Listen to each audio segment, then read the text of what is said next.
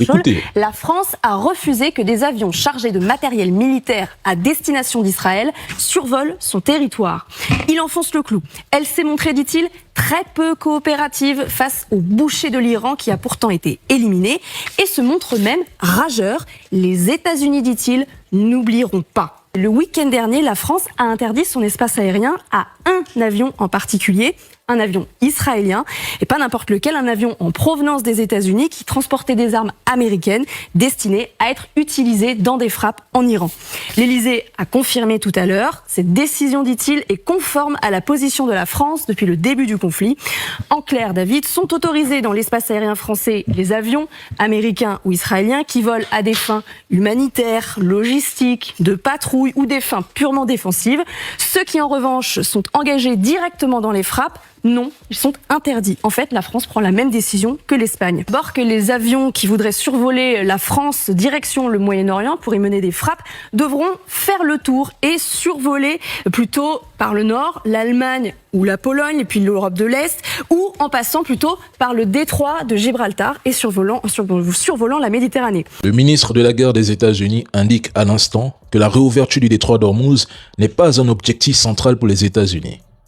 Trump déclenche une guerre sans même consulter ses alliés.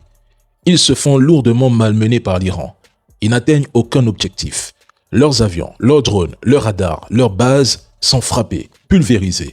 Ils sont incapables de gérer la guerre qu'ils ont eux-mêmes déclenchée. Ils sont totalement désorientés. Ils n'ont aucune stratégie, ni plan de sortie, aucun plan B. Ils ont vendu à leur peuple une guerre vide de sens.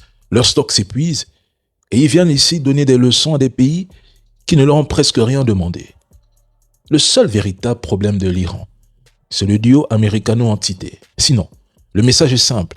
Cessez le double jeu, tournez le dos aux États-Unis qui ne vous garantissent aucune sécurité et négociez directement avec l'Iran. Vos navires circuleront sans problème. L'Espagne l'a fait, le Pakistan l'a fait, l'Inde l'a fait et bien d'autres encore. Alors, à ceux qui prétendent que les pays dépendants du détroit pour leur pétrole doivent intervenir militairement pour le rouvrir, l'Iran n'a jamais dit qu'il bloquait le passage à toute la planète. Vous êtes des menteurs. Le détroit est fermé aux pays hostiles, pas aux autres. Ce n'est pourtant pas compliqué à comprendre. 30 jours de guerre, et voilà Donald Trump et Netanyahou qui appellent au renfort contre un pays sous sanction depuis plus de 40 ans. Si l'Iran a réellement été décimé, comme Trump le prétend, alors qu'il envoie ses navires dans le détroit sans hésiter. Pendant ce temps, l'Iran continue de frapper. Bombardements, industries touchées, raffineries visées. Trump ne contrôle rien. Il n'a pas les cartes en main. Depuis le 1er mars, je le dis ici, cette guerre est un échec politique, mais un échec flagrant.